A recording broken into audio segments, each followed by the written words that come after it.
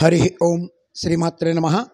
లలితా సహస్రనామ పారాయణలో భాగంగా ఈరోజు అమ్మవారి నామం 199వ నామం, 6 అక్షరాల నామం సర్వశక్తిమయి. మనం జపం చేసుకునేటప్పుడు సర్వశక్తిమయే నమః అని చెప్పుకోవాలి. ఇక్కడ దుర్గా సప్తశతి ఒక మాట చెప్పింది, యాదేవి సర్వభూతేషు శక్తి రూపేణ సంస్థిత నమస్తస్యై నమస్తస్యై నమస్తస్యై నమో నమః అని. ఇది అమ్మవారి సర్వశక్తి తత్వాన్ని తెలియజేస్తుంది.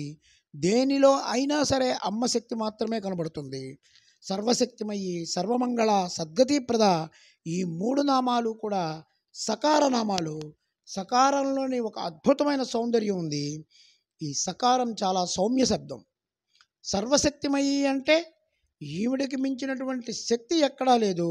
ప్రపంచంలో ఏ శక్తులు మనం చూస్తున్నామో ఆ శక్తులన్నీ కూడా ఈవిడిలోనే ఇమిడి ఉన్నాయి.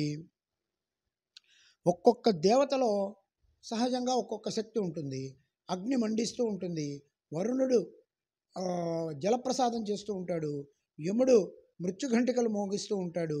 ఒకళ్ళ శక్తికి ఉన్నది ఇంకోళ్ళకి లేదు, ఒకళ్ళకి ఉన్నది ఇంకోళ్ళకి లేదు.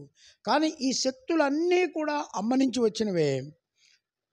అలాగే రాక్షస సంహారం చేసేటప్పుడు మొత్తం కూడా అమ్మ దగ్గర త్రిమూర్తుల మహిషాసురుడి బాధను తట్టుకోలేనప్పుడు అమ్మ మహిషాసుర సంహారం చేయాల్సి వచ్చినప్పుడు 33 కోట్ల మంది దేవతలు వెళ్ళి త్రిమూర్తులను ఆశ్రయిస్తే ఆ త్రిమూర్తుల తేజోమయ శక్తి నుంచి ఒక అగ్నిపుంజంగా వచ్చి ఆ నుంచున్నది. ఆ అగ్నిపుంజమే ఆ తేజోమయ శక్తి అమ్మవారు. అమ్మవారిలోకి 33 కోట్ల మంది దేవతల యొక్క శక్తి అమ్మలోకి ప్రసరిస్తూ ఉంది. అక్కడి నుంచే మళ్ళీ వీళ్ళు ప్రచోదనం పొందడానికి ఆ శక్తి అమ్మ దగ్గర నుంచే మళ్ళీ తీసుకొస్తోంది. ఇవన్నీ 33 కోట్ల మంది దేవీ శక్తుల యొక్క మొత్తం కూడా రాశీభూతమైతే అమ్మవారు ఆవిర్భవించారని దేవీ భాగవతం చెప్పింది. అమ్మవారు సర్వదేవతల యొక్క శక్తి స్వరూపం. అంటే ఇది వరకు విడివిడిగా ఉన్నటువంటి శక్తులన్నీ ఏకమై అమ్మలో ఉన్నాయి. అమ్మవారి నుంచి ఇవన్నీ కూడా బయటకు వచ్చినటువంటి కిరణాల లాంటి శక్తులు. ఈ కిరణాలన్నీ కలుపుకున్న మహాజ్యోతి అమ్మవారు. అగ్నిలో దాహక శక్తి, ప్రకాశక శక్తి. జలంలో దాహనాశక శక్తి, తాపనాశక శక్తి, శుభ్రతా శక్తి. ఒక్కొక్క దానిలో ఒక్కొక్క శక్తి. ఇన్ని శక్తులు కూడా అమ్మలోనే ఉన్నాయి. కనుక అమ్మ నుంచి ఈ శక్తులన్నీ పంచబడ్డాయి అని కూడా, ఇవన్నీ కూడా ఇక్కడ నుంచి దేవతలకు పంచబడినటువంటి పరిమిత శక్తులు. వీటన్నిటినీ కలిపి ఉన్న అపరిమితమైనటువంటి శక్తి అమ్మ. అందుకే యస్య యస్య పదార్థస్య యా యా శక్తి దాతాహృత, ఏ ఏ పదార్థాలకి ఏ ఏ శక్తి ఉందని చెప్తున్నారో ఆ శక్తులన్నీ అమ్మలోనే ఉన్నాయి. పదార్థ శక్తియో యా యాస్తాస్త గౌరీ విదుర్బోధ అనే అంటే ప్రతి పదార్థ శక్తి కూడా గౌరీదేవి అని మనం తెలుసుకోవాలి.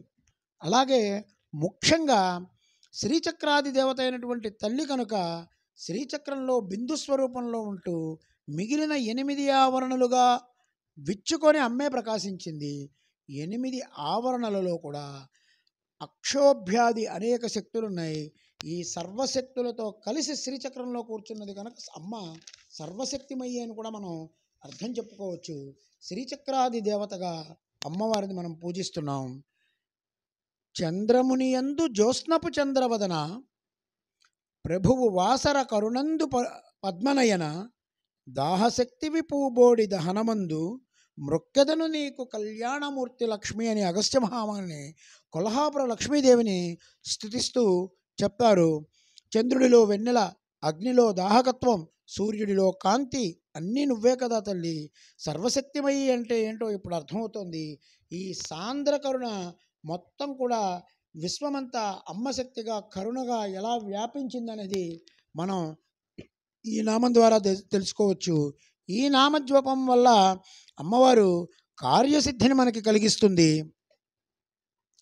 ఎవరికి ఏది అవసరమో అందులో విజయాన్ని ఇస్తుంది. అనారోగ్యంతో ఉన్నవారు, బలహీనంగా ఉన్నవారు, చిన్న చిన్న వాటికి భయపడి వాళ్ళు ఈ నామజపం ఎంతో మేలు చేస్తుంది. అలాగే ఏ రంగంలో వాళ్ళు అందులో అభివృద్ధి కోసం ఆ తల్లిని మనస్ఫూర్తిగా ఈ నామంతో మనం జపం చేసుకోవచ్చు. ప్రసవానికి సిద్ధంగా ఉన్న స్త్రీలు ఈ నామజపం చేయడం వల్ల క్షేమంగా ప్రసవం జరుగుతుంది. అలాగే నడునొప్పితో బాధపడేవాళ్ళు, వెన్నుముకల సమస్యలు ఉన్నవాళ్ళు, కంటి చూపు మందగించిన వాళ్ళు ఆరోగ్యాన్ని, శక్తిని ప్రసాదించమని వేడుకొని నామజపం చేస్తూ ఉండాలి. దానిమ్మ పండుని కుదిరినంత వరకు అమ్మవారికి నివేదనగా ఇవ్వాలి. ఆవిడే సర్వశక్తిమయి. ఓం శ్రీమాత్రే నమః, శ్రీ మహారాజ్ఞే నమః, శ్రీమత్సింహాసనేశ్వర్యే నమః.